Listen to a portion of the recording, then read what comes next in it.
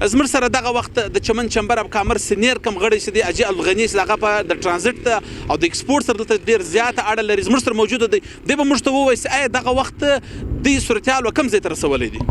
لاره په دې حواله باندې د یو د لویه سره څه چې کومه دروازه خلاصه سوله د ترانزیت یا د ایکسپورټ په حواله باندې اول د واره خو دا کم خوراکي سامانونه هغه ورشروع سوله بیا په دې مابینځ کې ترانزیت ورشروع کړي لیکن نن درېیمه چې کومه لاره بنده ده په کومه وجه بنده ده هغه د افغاني چارواکي دا وایي د افغان حکومت دا وایي چې کوم زموږ دلته پاکستاني خلک دي هغه د دې خوا دی نوري لکه خپل دا خوا سره لکه پر شناخت کارت باندې را لکه یا پر پاسپورت باندې را لکه دوی دا ورته وایي چې نو دا زموږ هغې هم درې لکه پر تذکره ولې نه درې لکه په کار دا دی چې څونه په کومه پیمانه ماته خلک را لکه خپل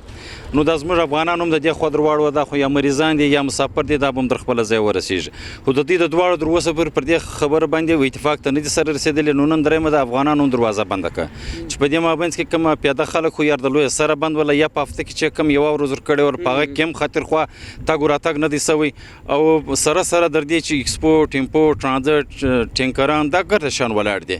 په دې دوران کې ډېر غټ تاوان روان دی یعنی د اختر مخکې څونه تاوان سوی دی ستا په اندازه د دغه پولې د بندېدو څخه بعد څومره زیان به رسېدلی دلته تجارانو ته هم تاسو کلیرینګ ایجنټانو او د چمبر وغړو ته هم یاره د تاوان په حواله که موږ دا ووایو دا خو سره یو اندازه څوک نشي لګولی ځکه چې روزانه تاوان روان دی د ډیټینشن په مد کې روان دی د کراچي د پورټ د ډیمرج په مد کې روان دی او اوس خو بیا دا دی چې دلته موټروانان راسي 2-3 ورځې بعد دی موږ 15,000 روپۍ د اړې غواړو دا هم پر تاجر خوراکي ده یعنی که زه دا وایم چې دا وخت په عربونو اروپا تاوان سوی دی او روان هم دی درېدلی نه دی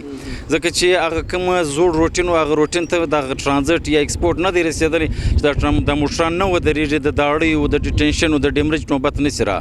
او زه د دې تاته یوه اندازه ولګوم 4,500 کنټینر په دا انسي کې دا دې ولاړ دي هغه د شاخوا ته ولاړ دي او 1000 کنټینر د هفتې په ورځ ګیټ اوټ د کراچي څخه سوی دی چې 1000 کنټینر راوتلي دي او دلته د ورځې اوړي 15 کنټینره نو چیرې 1400 کنټینر او د ورځې دا اړې دا خو ډېر غټ زیان روان دي ډېر غټ تاوان دا اوس په د بیکګراوند کې ته وګورې موټرانګر د واپس را روان دي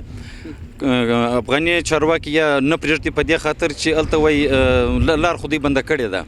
او د دې سره د خبرې کېدلی چې د روژې راسیس کم کنټینران کلیر سوي دي پر چمن پر پوله باندې کم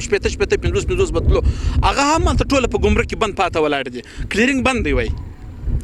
دغه وجه دا ده چې یو خو هلته د کندهار په ګمرک کې یو نوی رئیس راغلی دی هغه چې کوم خپله پروسه ده یا چې کوم خپل طریقه کار دی هغه 100% دی او ماته وایي محصول راکوي خلک محصولونه 100% نشي ورکولی ځکه چې د لویه سره تاوانیان دي د کراچي او د لارې تاوانونه یې خوړلي دي د شپینګ کمپنۍ د ډیټینشن تاوانونه ورسره مخامخ دي نو فلحال دوی په دې دغه کې نه دي په دې پوزیشن کې نه دي چې دوی د 100% کې هغه ته محصول ورکړي نو هغه ګمرک بند پاته دی سره دغه د بارډر ګمرک چې دی دام دغه ډک ولاړ دی اول ورځ خو داسې د نن څه څلور ورځې مخکې لار په دې بندوله چې په د بولدک په ګمرک کې ځای نشته هغو برته راواپس کړله دلته چې موږ بیا ملیشیا له راسو ملیشیا راته وایي افسر راته وایي چې دوی له ورسې لارې لا کوي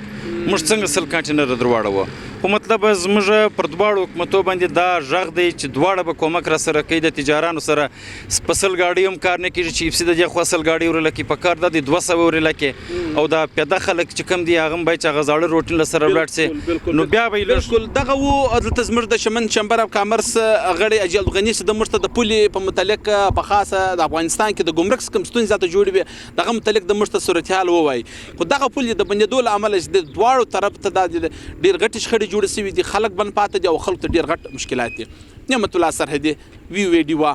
چمن بارډر